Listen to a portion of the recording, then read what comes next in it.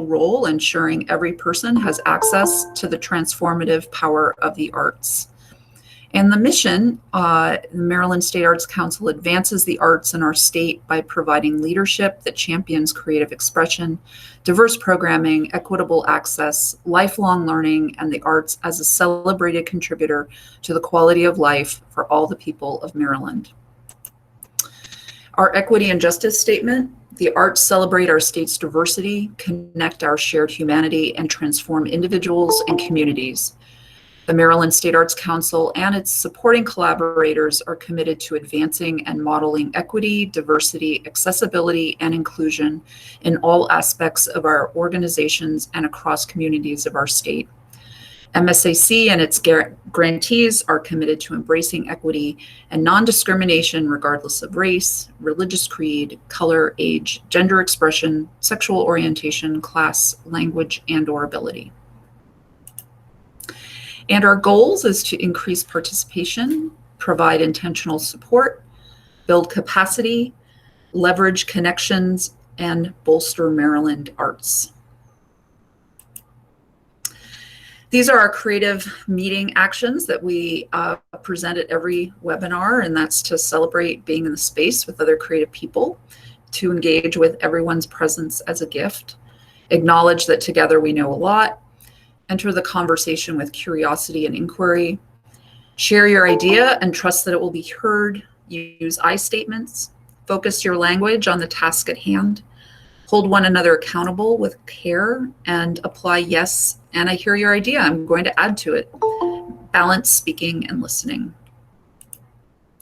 So today we're going to cover what the new Artworks grant funds, who can apply, which new Artworks grant you should apply for, because there are two. There's the planning grant and the project grant application, where and how to apply, the deadlines. We're briefly going to talk about how your grant is scored and have a Q&A.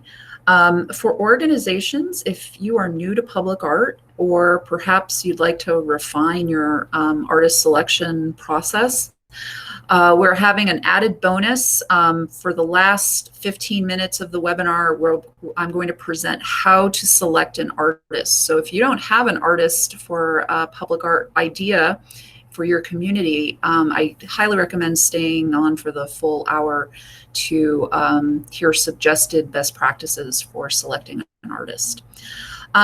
We're going to try and do the Q&A towards the end, but if there's a critical question, Rose is going to interrupt me. But at the Q&A, we can unmute and ask questions, but if you have immediate questions, put them in the chat. So this is a working definition of public art that I have found has been inclusive of all types of work. Everywhere. That includes everybody, and it's really one of I feel the most comprehensive definitions of public art. This is by Lucy Lepard, an art historian, feminist artist who has written a lot about public art, and you can certainly Google her for more readings on public art. So the new Artworks grant funds. Let me just take a drink. It should be noted that work is being created for the PAM program, Public Art Across Maryland. We do not fund pre-existing work, or perhaps you have a work that you're trying to get copied, create a new sculpture of a previous edition, and you're trying to cite it elsewhere. These do not qualify for PAM funding. But the work can be temporary, permanent. You can see all the different types of artworks that are considered. We are definitely supportive of artworks that's serving a functional component. And I might add in this webinar that we cited, we talked about bike racks. We also discussed utility boxes, the traffic boxes that you often see at an intersection that artists paint. And so we had a great webinar about the practicalities and do check out the webinar on our resources section of the public art page. Do consider any type of location for your public art project. These are obviously just a few. There's many more. I want to note that it could be on or in a private building as long as the work is fully accessible and free to the public. Free is the emphasis. So I really want to emphasize this year, independent artists, this grant is for you. If you have an idea, we want to hear it. And the lead artist applying must be a Maryland resident. If there is a team of artists applying, at least 50% of the artists must be a resident of Maryland. So we welcome artist teams, but the lead definitely has to be a Maryland resident. Only one application for a planning grant or an implementation grant can be submitted at the time of the deadline. So we understand you might have multiple ideas and you want to put in 3 different planning grant applications at our first deadline. You got to narrow it down to one. Put in that second idea maybe at the second grant quarterly deadline if you haven't been selected the first time. The applicant cannot be a high school student or a matriculating college student. And for organizations, we welcome your applications as well. Local municipalities, towns, incorporated cities of Maryland. If you have an arts council, great. Submit an application, as well as colleges, universities, pre-K through 12 schools, public schools can apply, as well as our county arts councils and arts and entertainment districts. So the chief question I get, we all get every year is, which one do I apply for? Which grant, planning or project? And the key questions here is your artist selected? If there's any no answers to these questions, you need to apply for a planning grant. At the time of application for a project grant, all of this information needs to be determined. You have to have your artist selected. You have to know the location. Definitely need drawings of the artwork. The community must have been involved in the planning, and you definitely need permission. And the planning grants are intended for exactly what it says, planning. We want to support the time and labor of artists creating ideas for public space. No artist should be creating ideas for free. And this is to support the artist or community applying to develop those ideas, multiple ideas. This can be through honorariums or artist fees. We realize there may be others involved where administrative fees, the time of an administrator or consultant handling the planning process, certainly we want to honor your time as well. So all of these qualify for planning grant support. If you're an organization looking at doing a call to artists, there's application software that you can take the applications in. Your artist selection committee can log in and review all the artist materials. There are fees for this software, and the planning grant can support those fees. So you have your artist selected. Again, you have the location identified, you have drawings, and you have permission, and you've worked with the community. Then you can apply for a project grant. We have this asterisk here. When we say permission, you've got to have a letter of commitment. And so if that's perhaps a city entity, if this is on public property, this could really take some advanced planning. So start to research that process now if you will be intending to apply for a project grant.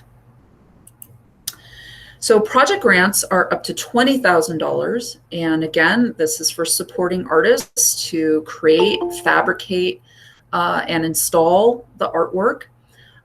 If you need to rent equipment, you need to rent a crane or a lift. Lifts are always needed, typically for murals. If you need to rent space to create the artwork, that's what this funds. The tools, need a new saw to be able to create this new sculpture. We want to support your studio needs. Don't forget the transportation of the artwork to the site. If it's a large work, you might have to rent a truck or maybe even a flatbed, and perhaps additional tools, a crane to install the artwork for installation. If it's an organization managing the overall budget, your management fee cannot exceed 15% of the total project budget. And I want to emphasize that projects can be larger than $20,000. We hope that you're thinking of large-scale artworks, and perhaps the Public Art New Artworks Grant is just a portion of your funding. So think big. We want to hear your ideas. So the questions, the planning grant is very straightforward. Describe your planning process, how you're going to engage the community.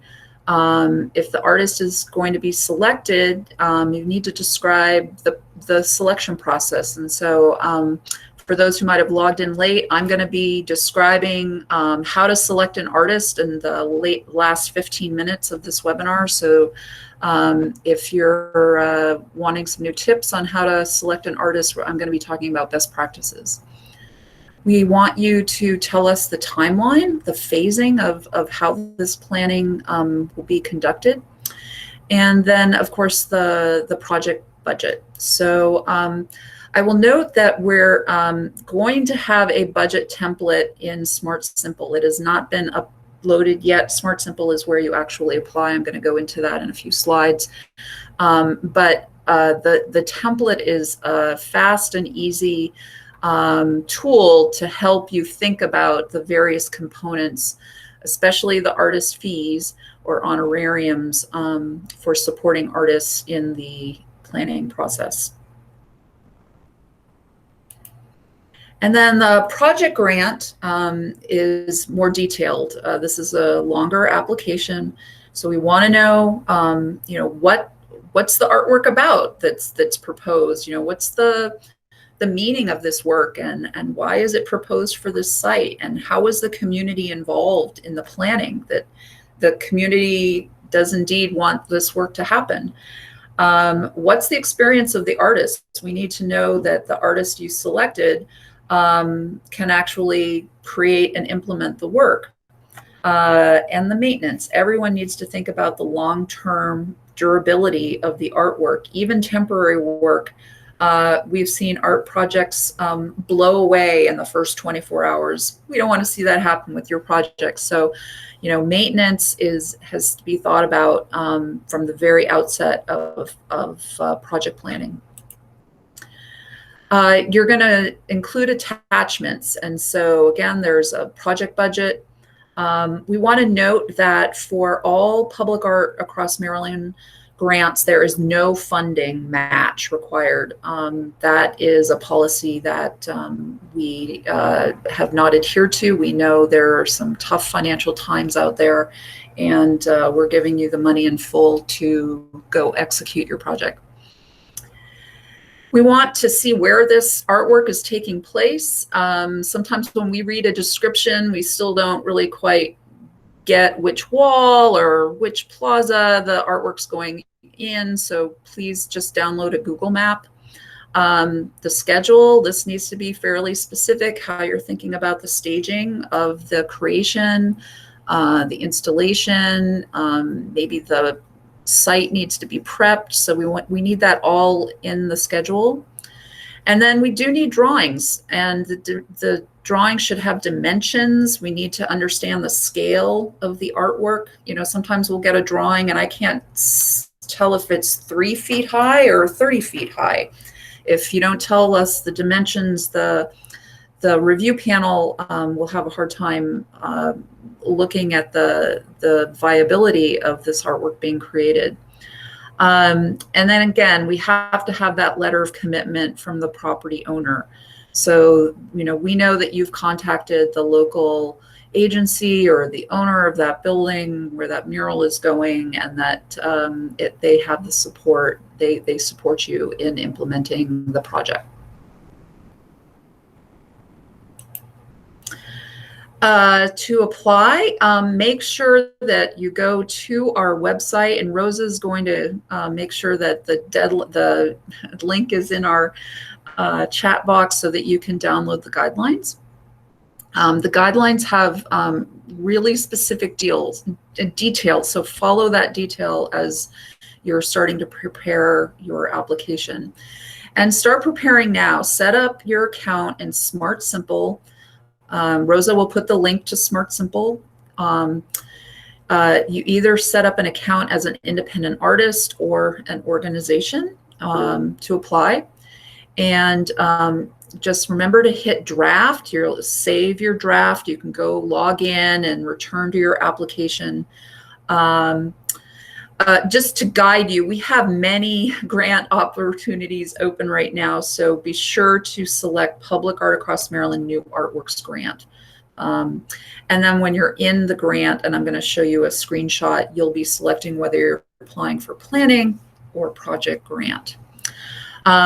Both Ryan and myself, we are here to assist along the way. If you have ideas that you want to talk with us in advance of applying, we email us and we will send you back a calendar link, and you'll set up an appointment right on our calendar, and we'll have a 30-minute conversation about your project.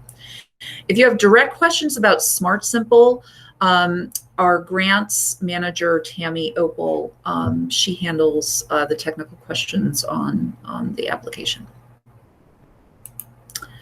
Oh, and this is the screenshot. This is what Smart Simple looks like when you create an account. When you, after you put in all your contact information under the tab Project Description, it's going to ask you, are you applying for planning, or right now it says implementation. We used to call these implementation grants. We're just calling them project grants. That's what there are. We're funding you to do the full project. So again, and here's the save draft. All right. There's a review panel that reviews all the applications after each quarterly deadline. As staff, we do not score. So when you call us about technical assistance, you're not trying to sell us. We're trying to help you create the best application for the grant panel to review and score you favorably. So I'm going to show you briefly the scoring rubric, how you are scored. Be sure to download the rubric from our website. And before you hit submit, check the rubric against your application. Did I really answer the question? Because this is what the panel is going to use to score. You'll hear from us about 8 weeks after the application deadline. We try to turn these around as soon as possible so that you can get started, especially if you're applying for a planning grant. Now, you can certainly start planning not knowing whether you have the funding or not, but do also expect if you are awarded funding, it takes an additional 6 to 8 weeks to get a check cut from the state of Maryland. So we clearly communicate this because, if you're waiting on funds right away, there is a delay. I want to emphasize, we are actually looking for panelists. And so if you have experience in public art, if you've received a PAM grant before, we would love you to serve on the panel this year for fiscal year 22. It's a very simple application. It's right on the public art section of our website, and those applications are due by midnight this Friday. And you can still apply. So if you are you want to serve as a panelist and you also apply, you just don't review and you don't score, obviously, your own application. You just step down from that portion of a meeting when it's being discussed. So our deadlines are quarterly, and our first application deadline is August 20th. You may recall that for folks who applied last year, we unfortunately spent all our funds at the first deadline, but this year we have an increase in our budget, yay, and we are spreading out the funds throughout the entire fiscal year. So if you're not ready to apply by August 20th, don't feel you have to apply. There's still going to be funds left in November and February and May. So I hope that brings some folks a sigh of relief, that you don't have to force an idea by force your process through our deadlines. I want to emphasize that you can apply for both a planning grant and a project grant this fiscal year. You might get your planning grant in August. You get that proposal, the artist is selected, and you're ready to come back to us in May. So that is completely allowable, but you can't receive 2 project grants in the same fiscal year. So if you have multiple project ideas, you've really got to prioritize what project are we putting forward in applying for the new Artworks grant. For independent artists, you can only be named as a lead artist in a project grant, 1 per fiscal year. So if you are applying to organizations that have PAM funding, they're applying for a grant, you need to select which project you're going to affiliate yourself with. Last year we had an artist who was identified on 2 separate grant applications, and the artist had to decide which project he wanted to work on and which project to which grant application to proceed with.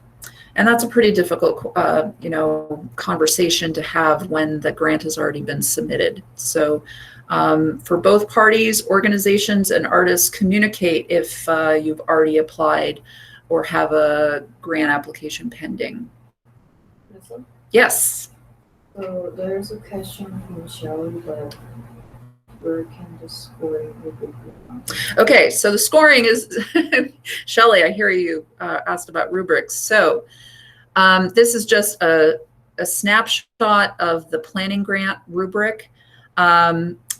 It should be uploaded on our website by tomorrow. So just note that we're trying to get all this information through our web department. So the rubric might not be there yet, but the document has both the planning grant, keep scrolling, and then it will also have the project grant criteria.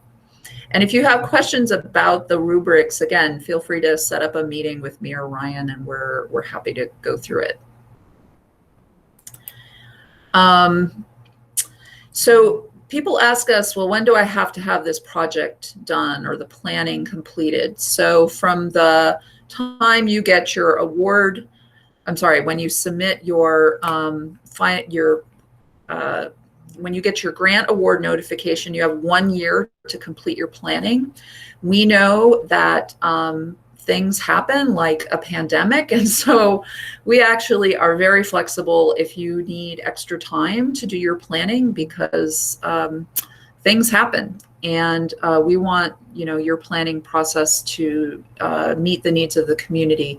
Again, not the subjective deadline here, but we give you a guideline of 12 months and 18 months for a project grant. And again, things might come up, you might need more than 18 months, and you just need to communicate to Ryan or myself about getting an extension.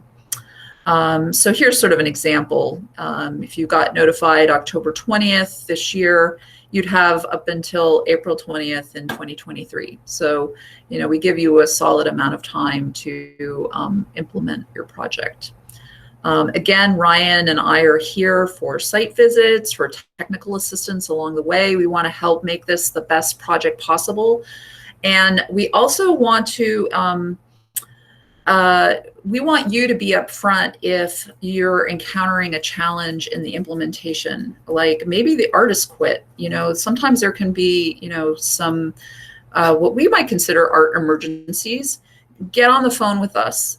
Again, we want to make sure, you know, we can provide the, you know, help to see what's best for your community and making the work happen or perhaps not happen. And that's okay. Alyssa? Yeah. Are you able to accept question? So let's just, we'll go through the notes and then we'll do the Q&A. So again, start planning now. Don't force your community process with our deadlines. We're going to have plenty of funds this whole fiscal year for each quarter. Contact us to go through your project idea. You do not have to have applied for a planning grant to be able to apply for a project grant. And again, I just mentioned that you can receive both a planning grant and a project grant in the same fiscal year. And you cannot receive 2 project grants in the same fiscal year. And I think I just repeated a few information there, a few points. So I think this is the Q&A. So I am just going to go back to be able to see all of your faces. And yes, Shelley, you can receive 2 planning grants in the same fiscal year. Okay. Mariella raised her hands. Okay, so I'm trying to see all of you.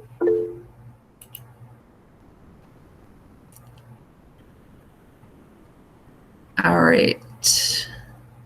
If someone has their hand raised, why don't you just unmute? Hopefully we won't talk over one another, and feel free to ask your question. Can you define community involvement? Sorry, Allison, was that, can you define community? Involvement, yeah. Mm-hmm. So that's different for every project. If it's work that is going to be on public property, that means we hope you will contact your county or local city to let them know or find out the permissions that are needed. If it's work that could impact the neighbors, we hope that there will be a community meeting or conversation about how they could contribute ideas to the artwork, or at least be notified of the artwork. There's many different definitions of community, and perhaps it's not physical or geographical surrounding where the work is. Perhaps the theme of the artwork involves community that live all around. Let's say it's something about LGBTQ, an LGBTQ mural, you know, perhaps that's involving community members that live not necessarily in a geographic area. So you tell us what the community involvement is, but the program cannot really consider artworks that are solely the idea of an artist without any communication to anybody in terms of where that work is going. So again, give us a call and we can go through it. Okay, thank you. Hi, I had a question. It's Deirdre from the Frostburg Arts Hi, Center. Deirdre. Hi. We had one of the projects that we were looking at was doing what we're calling a gateway public art project, and the idea is to provide different public art stations, all coming up from what we have as our historic train depot up to the Arts and Entertainment District, to encourage more, cross promotion there. And so the idea was to have several different types of public art. So one would be a mural, something else might be some panels that are regularly replaced by multiple artists. Is that something that we could apply for as a single project, or would we have to break that up?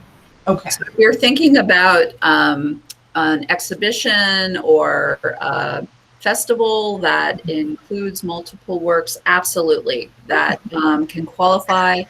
Great to hear. That would be supporting multiple artists, and a great idea in the downtown areas. So definitely think big. And again, the PAM grant doesn't have to be the sole funder if you're looking at other funding sources to make this a big festival or exhibition.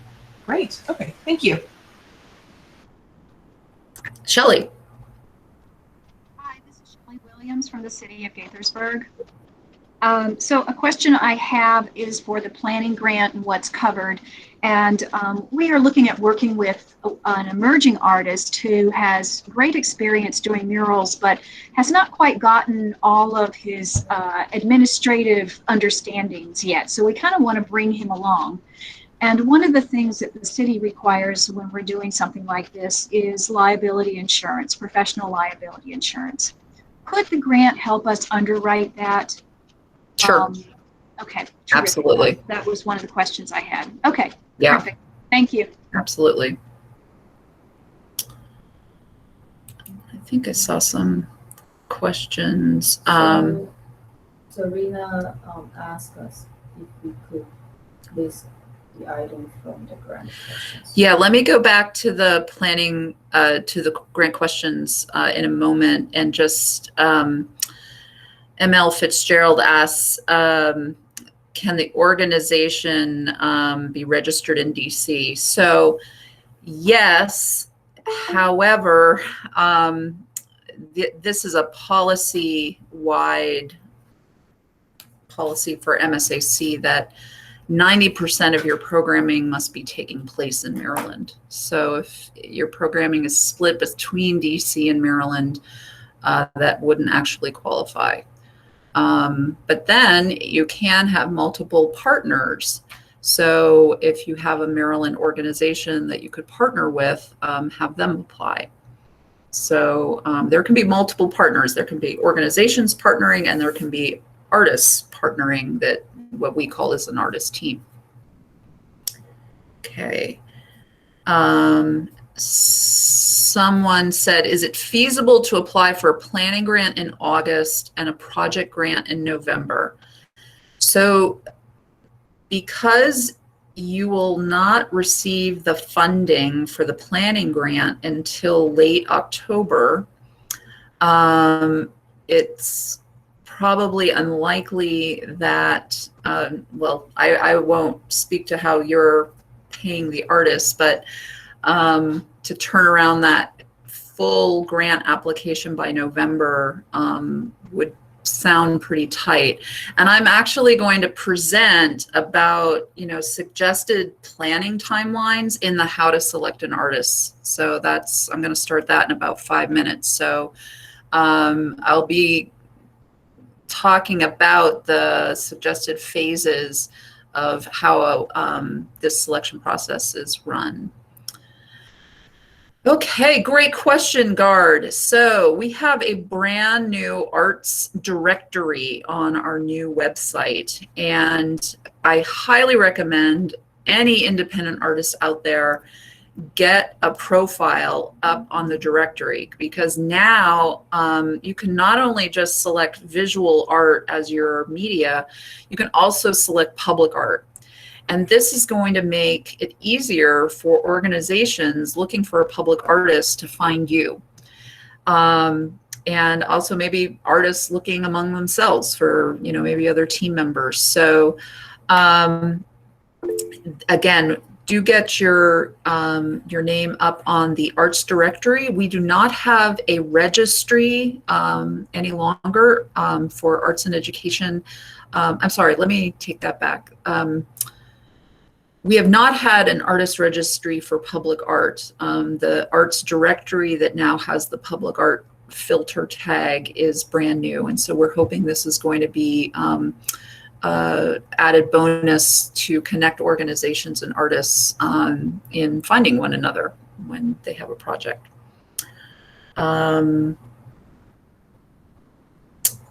All right, I'm going to go back to that slide for the grant questions, and just know that Rena, all of those questions are in the guidelines on our website. And Rosa, did you put our website in the chat?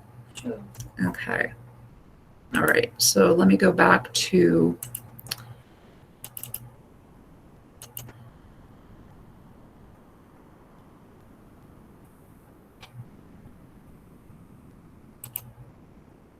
okay.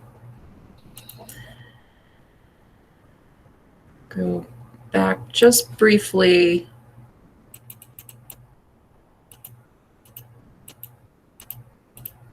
Oh my. Yeah.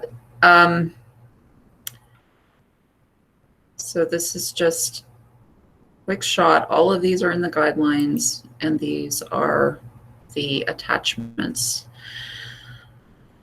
All right. Would you be able to ask for one more question? Sure. One more question. So Casey Johnson. Could you This is pose very, it to me? Very long.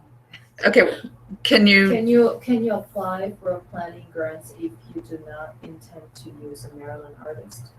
Host organization is Maryland-based. Location of project is Maryland-based. Major community involvement from Maryland-based stakeholders. Artist has also completed work of art in the state of Maryland.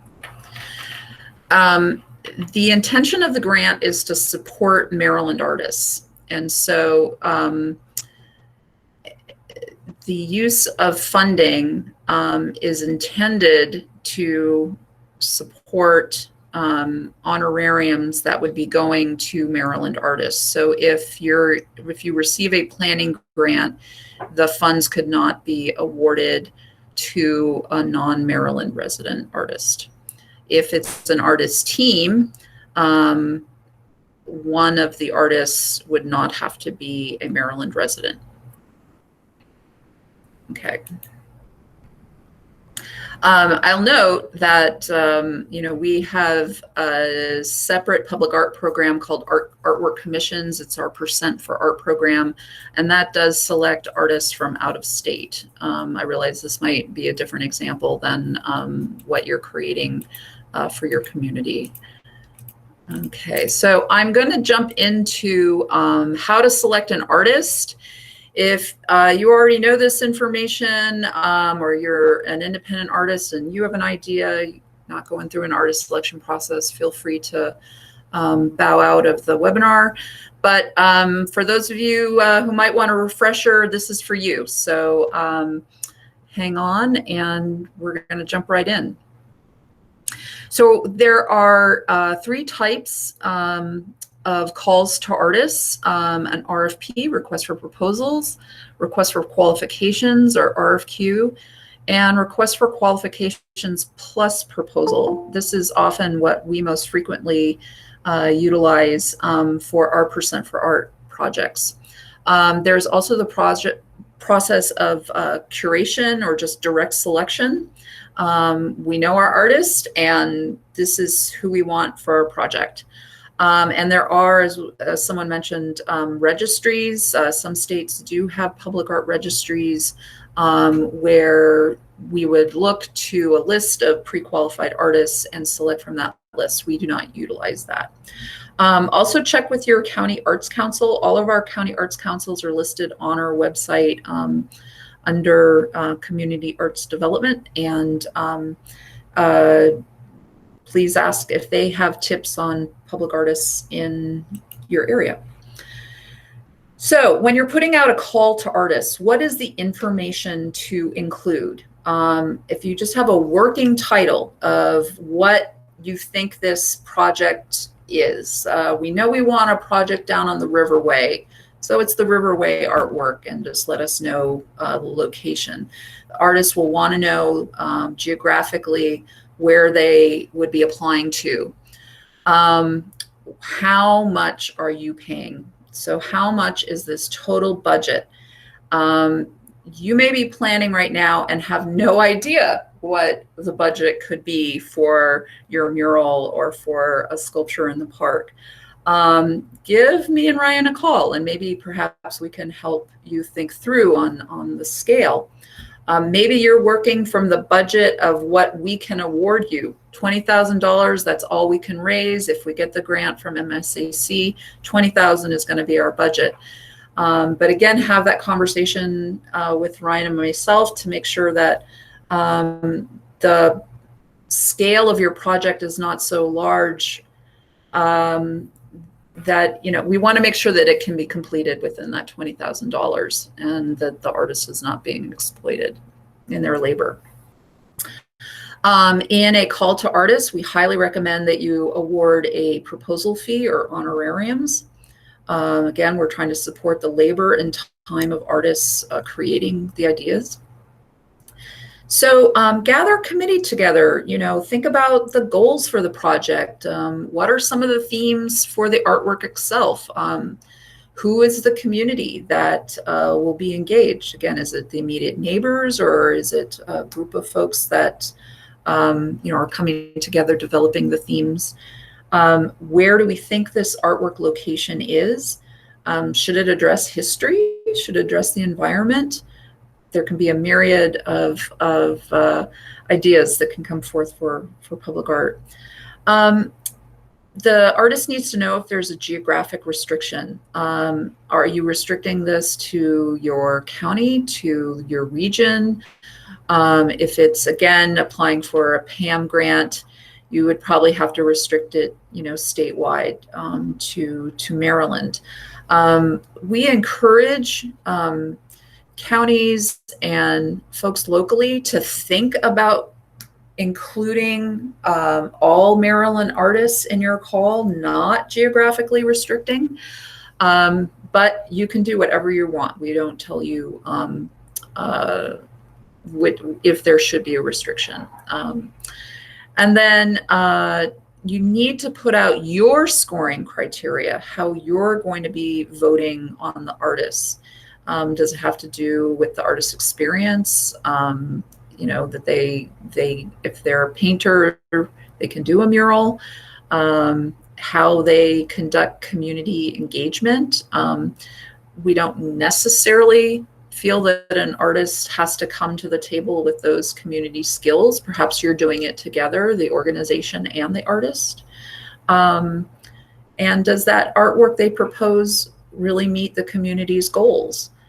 Is it appropriate to the site? Is it appropriate to the environment? It's not going to hurt or degrade the environment. And again, coming back to durability and maintenance, those are very typical scoring criteria. And then, of course, you'd have general information in an application form like, name and address. So an RFP, the artist responds to the call to artists. They develop a public art proposal. Typically, it's helpful to have a written description. Sometimes a drawing doesn't necessarily always communicate the nuances of a proposal. It's probably helpful to see the prior work that they've created. And then it's just suggested, perhaps a letter of interest, why they'd like to apply to your project. And maybe a brief biography, and that can, again, explain the themes in their work and their approach to this project. So typically, in a request for proposals, you would have developed an artist selection committee who would score the applications, and perhaps you'd narrow it down to 3 or 4 semifinalists. And perhaps those artists come visit the site. Now that we're all coming out and re-emerging from virtual meetings, perhaps they can present their proposal to the community if that's safe. Definitely, at minimum, artists should be paid for their travel. But we would hope that those 3 to 4 semifinalists are receiving an honorarium for the success of coming through the panel process and the awarding of their idea being a semifinalist. Then the artist selection committee meets and does a second round of scoring to pick one finalist or one artist team. And that finalist will enter into a contract with the agency or organization or owner of the property. The request for qualifications is ideal for larger projects where artist only submits their qualifications, their background experience. So this may be for artists who have a little more of a track record doing public art in their portfolio. So they'll have examples of the prior artwork they've done. Very definitely have a letter of interest, why they're applying to your project. And again, we often suggest, the brief biography or resume. But again, no proposals are submitted. Again, the artist selection committee reviews and shortlists 3 to 4 artists that will come for, we suggest in-person interviews. Now we completely understand, we just came through a pandemic, so this could also be held remotely. The artists may also present to the community their background work, prior projects they've completed. And those semifinalists are paid an honorarium. So again, we're trying to support artists through the planning grant and developing that they've been shortlisted. And then one artist enters into a contract to design the public art project. This is like hiring an architect, maybe, that you're developing a relationship with that one finalist who will then start designing the project. And it could go over several rounds of design iterations before you arrive at the final design. So again, this might be ideal for a larger scale project, especially maybe some artworks that are in infrastructure. And then this is a process we frequently use, is the request for qualifications plus a proposal. So basically those 3 to 4 semifinalists are selected, they receive honorariums, and then all 3 or 4 of those semifinalists develop proposals. And the artists are interviewed with the artist selection committee. Again, the artist might also present to the community, and then one finalist is selected. And that artist, is also contracted to fabricate the work. So what does the artwork proposal, what are you going to ask the artist to submit? So again, we need a description, the idea for their artwork can be brief. The community engagement process, perhaps this is in collaboration with you, the organization, perhaps you're helping. And with, any community process, this, will take time. So, we hope that you've included that time frame in your original planning process. The artist experience, they need to have good photos. Artists always make sure that you're capturing your work in the best possible light, setting, getting good photos of your work, and that you're illustrating the experience you have in the proposed media that you're proposing to create. And the artist should be telling you how this work can be maintained. If it's a mural, is it going to need touch-ups? Does it need a graffiti coat so it doesn't get tagged? All of those considerations for the longevity of the mural or any other type of public artwork. And then the proposal, of course, would include the budget.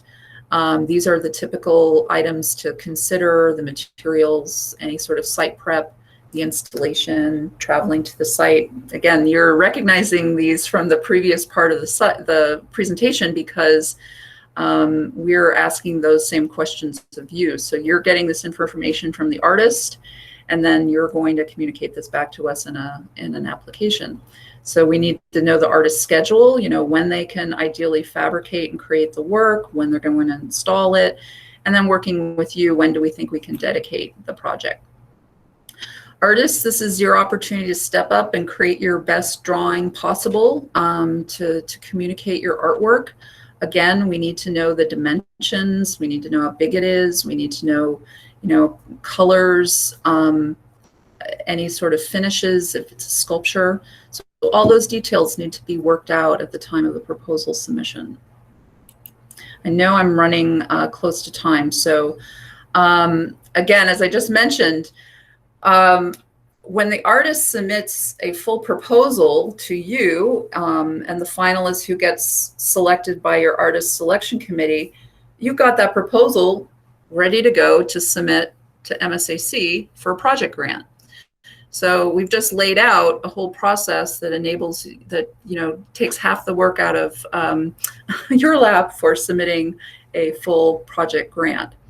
And again, this double check that your selected artist isn't a lead artist on another PAM project. So again, that's a two-way communication. The artist needs to tell you if they've submitted applications for another project. Oh, maybe I'm waiting on that committee to select me. There might be, a wait and see process on which project the artist might go with.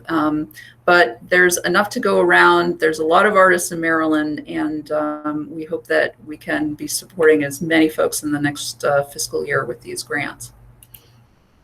So here is the planning timeline that I referred to earlier. Take the time you need to plan out your project. So typically, planning phase is, a multiple series of months. It's not typically weeks. The submission deadline for the artist typically should be 6 weeks from when you post the call. And share that call with us, because we're going to put it in our newsletter. We can share it on social media. We can help get the word out for you. Make sure you share it with your county arts council, the arts entertainment districts. We can help you in getting the word out so that you get responses to your call. Typically, give your artist selection panel about 3 to 4 weeks to review all the applications, maybe less if you didn't get quite as many submissions. If this is a review at one meeting, you're going to try and review them in person. Definitely allow for probably a half day or a full day for that meeting. Do try to put a date in your call to artists when the artist will be notified, and stick to that date, or you're going to be hounded by artists wanting to know, when will I hear? When will I hear? So stick to that notification date. Do encourage a site visit. If artists are welcome to come to your community and perhaps check out this wall where this mural is taking place, be able to pose questions to the committee or the person leading the project. That's really helpful. You'll get stronger proposals if they can see the site. The artists, again, ideally will present in person, but maybe it has to be remotely. But give them a good 6 to 8 weeks from that site visit for them to develop the proposals. So again, if you're looking at coming back from a planning grant to a project grant, you can see why it's going to take, probably a good 6 months to go through a planning process before you come back for a project grant. Perhaps your proposals, you might hang them up for the community to offer feedback. And then that artist selection committee would meet again and select the finalists. Contracting might take another 4 weeks before everything starts to churn and crank out in fabrication and creation of the work itself. So again, this is work that's going to be up for a while. It's got to be durable. It's got to have its permissions, public art needs the time it needs to create the work. And I think that's Q&A. So I am going to, Lizzo, we have yeah, we a got couple just, questions I already say. okay, So great. I'm gonna ask you, that's a question from Thomas. What is your view on engineering review requirements? Who is responsible? Engineering. So if you're creating a work that structurally will need an engineer to sign off on the viability of this work standing in public space, being installed in a public space, I highly encourage an organization to work with that artist in making sure that the work is structurally sound, the materials that are chosen will stand the test of time. We can try and recommend you to a structural engineer if that's needed. And for artists, as you're building your portfolio of work, it's important for you to develop a relationship with a structural engineer, because we'd love for you to apply to the Percent for Art program, and all of the Percent for Art projects require a structural engineer. We have 3 more questions. Yep. And then Shelley asked, when will this program come online, Percent for Art? The Percent for Art program is called Artwork Commissions, and so we are putting out calls to artists all the time. So we just completed a call recently, and we're about to put 2 more calls out in late August. So there are always projects coming along the pipeline, and artists, make sure you're on our newsletter. All of our Percent for Art projects are posted in our newsletter. Lori asked, who is the MSCC contact person? The contact person is me or Ryan. Yeah, so I share you. Yeah, okay. Yep. Oh, great. Yep. And also Linda has a question. Can you please define who is considered to be an artist as an example? This is a great question, Linda. Yeah. So certainly we know artists wear multiple hats. I'm actually a licensed landscape architect, and I'm in public art. And we are trying to support Maryland artists through this program. But we do understand there may be architects who collaborate with an artist, or there's an architect that also identifies as a public artist. Again, it really comes down to the background of the artists, the background being submitted, and their qualifications to execute and create the work successfully. So, we're flexible in terms of how the person identifies themselves, but we do hope that you'll be supporting a Maryland artist in this process. Now it's 1 o'clock. Are there any other final questions, or right at 1? I'm happy to take further questions through my email, as you see in the chat. Those guidelines are up on our website under Public Art Across Maryland, New Artworks. And we'll get those scoring rubrics up there shortly. And this recording will be on that webpage probably by next week. So tomorrow we're having a webinar on conservation grants. So organizations, if you have a artwork that needs conservation, do tune into that webinar. So thank you very much for your time, and have a great afternoon. Stay cool, everybody, and hope to be hearing from you about your projects.